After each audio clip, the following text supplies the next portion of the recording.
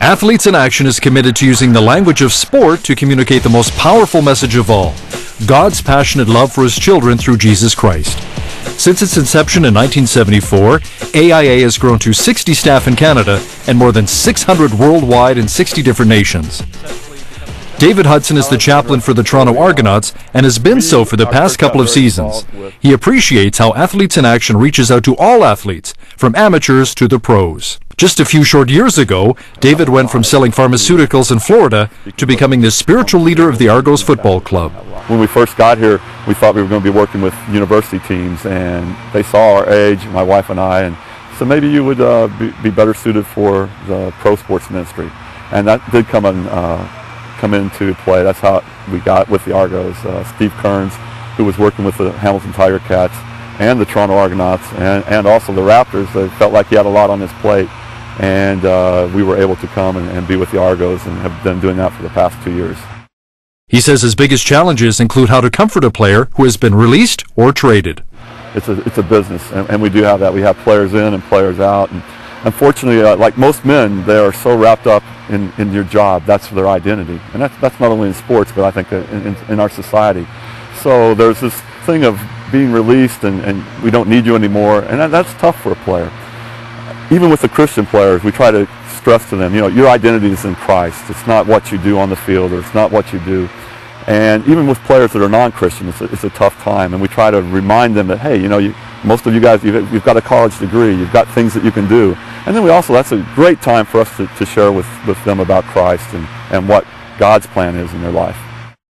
Athletes in Action also provides chapel for players to worship at home and on the road. Yeah, it's tough during the season for a player to be involved in a church, a local church, although we would like for that to happen. But what happens because of their scheduling, because of the traveling, we provide chapel services on the day of the games, and we do it also for the visiting team. We'll go to the hotel, meet with those guys, and have a chapel. And then later in the day, we'll go to the home team, and in my case, the Argos, and we do a chapel about 2.5 hours before the game. And it's an interesting experience. Some players are very attentive, always come to chapel. Sometimes you get the guy that's maybe having a rough season, and he'll come and look at you. Are you the good luck charm? Do I rub your head? But really, for the guys that are really true Christians, it's a time for them to reflect on God and a chance for them to honor God that day when they're getting ready to go out and do their job. We've heard it been said before, David, to whom much is given, much is required. And I guess that's really the same as well for professional athletes. These guys are famous, and the whole world is indeed their stage. Right. They do have a platform that the average person doesn't have. And kids, like we talked about, they idolize sometimes these players, right or wrong.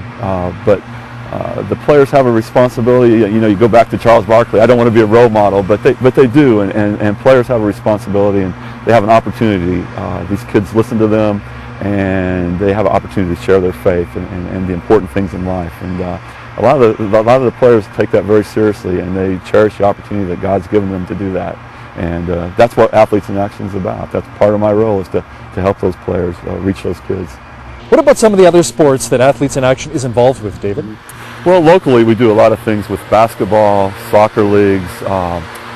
Some of our guys work with some hockey, but mostly it's basketball and soccer. And then, like I said earlier, we have a lot of people on the college and university campuses, and then that goes into every sport that they have on those campuses, really. Who are some of the big-name CFL players today, David, who are involved with Athletes in Action? Well, Hal, if I can start with ex-player, probably one of the biggest names, of course, is Michael Pinball Clemens, now the CEO of the Argos. A great guy, a great friend of AIA. On that team with the Argos, of course, Kerry Joseph.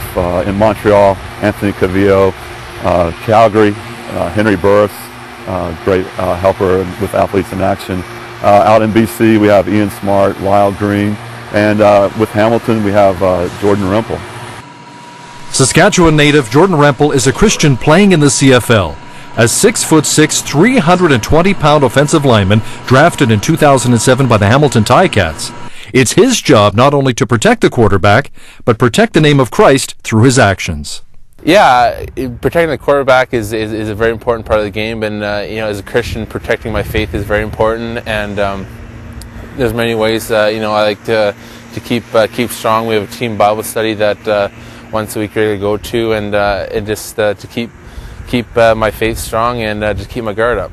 Guard, I like that. That's kind of funny because obviously he's a defensive guard with the Hamilton Ticats. Jordan, how do you handle a lot of the peer pressure? You guys won a big game, you want to go out and celebrate. Jordan, come on out for a few beer. I mean, how do you handle that? Yeah, like obviously you want to go out and celebrate with the boys and hang out and stuff. But I think everyone has their limits and has their boundaries, and they know there's some things that I won't go out and do with them. But at the same point, I think as a Christian that you shouldn't necessarily separate yourself from things that aren't unchristian. But you should just go there and just be strong. And like I said, there's things I do and there's things I don't do, and I have my limits. Thanks to Athletes in Action, Rempel and others have the opportunity to keep in shape spiritually through a weekly Bible study, not just at home, but on the road. Every week at home, our local chaplain here, Steve Kearns, does a Bible study with us, and we have guys come out, and he usually just kind of takes a topic for the week and does a Bible study. And on the road, usually the visiting team, their chaplain does a Bible study for us each morning before the game, and it's great. It's because each guy brings a different perspective, and it's just kind of great to be fed spiritually before a game. As a pro football player, you're going to experience your fair share of injuries. How do you deal with that, and do you have people pray over you? Yeah, I've sustained a few injuries, and I know there's a lot of I got a lot of elderly and grandmas praying for me that I stay safe and stay healthy, and it's just a part of the game. It's a rough game, and sooner or later you're gonna get some injuries. I understand you're going to give me a bit of a blocking lesson here today. I'm the defensive lineman. I'm coming at your quarterback full force, and you're going to tell me how you're going to stop me, right? Is that what you're going to do? Yeah, we're going to go through a little pass rush here. As an offensive lineman, you're going to be D lineman coming at me, and like you said, I'm going to try to stop you. So okay, we're going to get in our stance. You're going to give me a yard in the line of scrimmage. Okay, right in the line of scrimmage. Yeah. Okay. And you're going to get down into a 3-point stance as well, and the ball's hot, and I'm just going to step. And I roll off. Use the hands. I can't get by this guy. And then that's about it. That's the technique. When his playing days are over, Rempel has discussed the potential of going back to his native Saskatchewan. But for now, however, his number one priority is standing tall on the offensive line for the Hamilton Tiger Cats of the CFL. For Faith Journal, I'm Hal Roberts reporting.